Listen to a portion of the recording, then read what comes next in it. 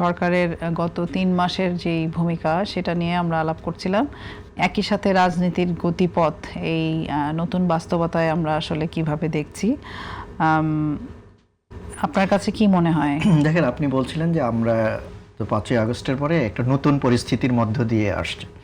আমরা অতীতের যে ধরেন আমরা যদি 3টা বিষয় দেখি, একটা হচ্ছে পার্লামেন্টে, একটা হলো পার্লামেন্টের বাইরে, আর একটা হলো সরকারের জাতীয় স্বার্থ সংরক্ষণ করার যে অবস্থান, সেইটা কি, এই 3টা দিক যদি আমরা দেখি, আমি সংসদের বিষয়টা পরে আসছি, আমি মনে করি যে এই সরকারের 3 মাসে 4টা বিষয় খুবই গুরুত্বপূর্ণ আমাদের জাতীয় স্বার্থের জন্য, যেগুলো সরকার সিদ্ধান্ত নিয়েছে। 1 নম্বর হচ্ছে পদ্মা ব্যারেজ নির্মাণের ব্যাপারে একটা সিদ্ধান্ত হয়েছে।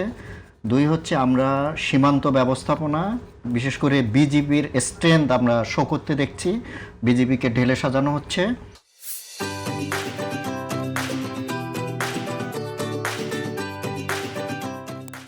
নাম্বার 3 হচ্ছে প্রধানমন্ত্রী তিস্তা ব্যারেজ করবেন, এটা আবারও বলছেন।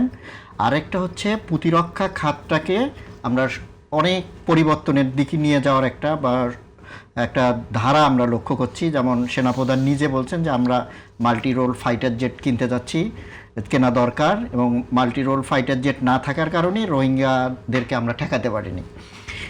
এই জিনিসগুলো হচ্ছে বাংলাদেশের স্বার্থের জন্য খুবই গুরুত্বপূর্ণ পদক্ষেপ, কিন্তু আনফর্চুনেটলি বাংলাদেশের গণমাধ্যমে এই ইস্যুগুলো নিয়ে কোনো আলোচনা হয় নাই।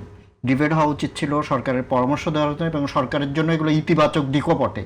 কিন্তু আমাদের গণমাধ্যমে একটা বড় ধরনের ব্যর্থতা হচ্ছে ছোট ছোট আভ্যন্তরীণ বিষয় নিয়ে এনসিপির নেতা কি বলছেন, জামাতের নেতা হাসছেন না কাঁদছেন, কে কাকে আক্রমণাত্মক পরস্পরের মধ্যে বিভাজন তৈরি করার বিষয়গুলোর দিকেই গণমাধ্যমের বেশি নজর।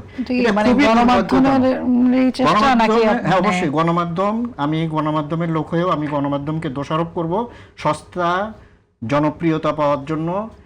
এই আওয়ামী লীগ আমলে এগুলো হয়েছে, এবং মূল ইস্যু রাষ্ট্রের যেগুলো স্বার্থের জন্য জরুরি, যে বিষয়গুলো ডিবেট করা দরকার, কেন পদ্মা ব্যারেজ এতদিন হলো না আর এখন কিভাবে হবে, এতে আমরা কিভাবে লাভবান হব, এগুলো মানুষ জানতে চায়।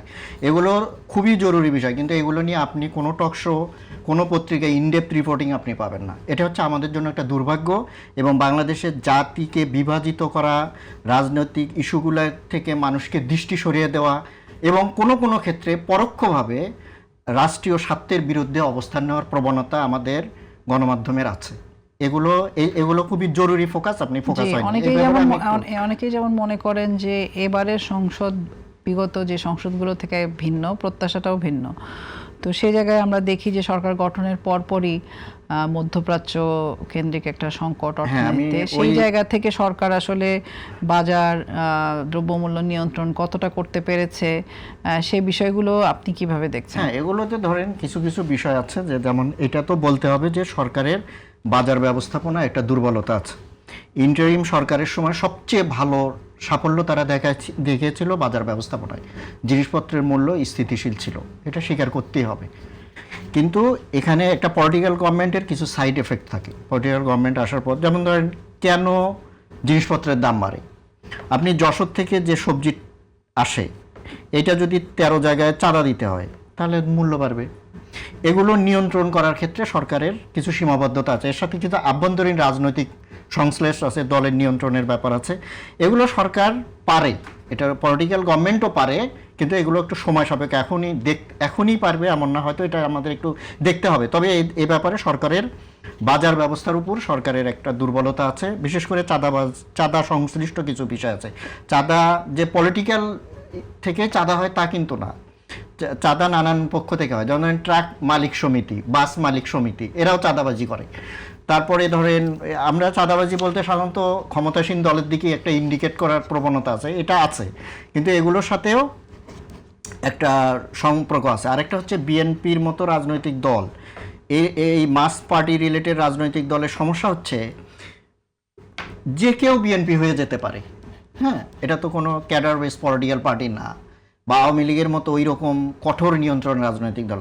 ফলে একটা সুবিধাভাগী সমাজের যে অপরাধ প্রবণ ব্যক্তি, সুবিধাভোগী শ্রেণী, এরা দেখা যায় যে ক্ষমতার পট পরিবর্তনের সাথে সাথে এরা বিএনপি হয়েছে।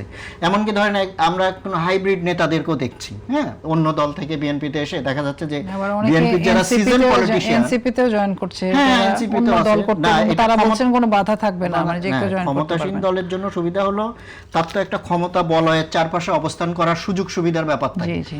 তো আপনি দেখবেন যে হাইব্রিড লোক যে অন্য দল থেকে নির্বাচনের আগে বিএনপি আসে, আপনি দেখবেন তার অ্যাটাকিং, সে বিরোধী দলকে যেভাবে অ্যাটাক করে, আপনি বিএনপির একজন মানে সিজন পলিটিশিয়ান, দীর্ঘ সময় বিএনপি রাজনীতি, সে কিন্তু ওইভাবে কাউকে আক্রমণ করছে না, মানে তার নির্বাচনের পরে জার্সি বদলের বিষয়টা আমরা দেখি সব সময়, কিন্তু সেখানে আমরা এবার একটু বেশ ঘটা করেই দেখলাম যে সরকারি দলের বাইরে বিরোধী দলেও আমরা ঘটা করে দেখলাম যে তারাও নতুন যুক্ত করছেন এবং যুক্ত করার সাথে সাথে বলছেন যে কোনো দল এখানে যুক্ত হতে পারে।